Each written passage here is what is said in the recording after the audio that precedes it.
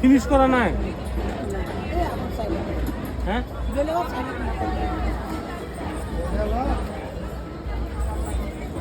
finish করা লোহার আংটি আছে নাই এইটো লোহা নহয় কি দাম দাদা এইবিলাক দাদা এইটো দাদা দাদা লোহা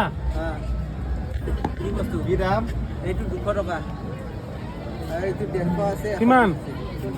এইটো আপোনাৰ 30 টকা এই দুটা কিমান এইটো কত দুটা কিমান এইটো দুটা 60 টকা 50 টকা হে কমাই ল'ব বলুন যাত্ৰা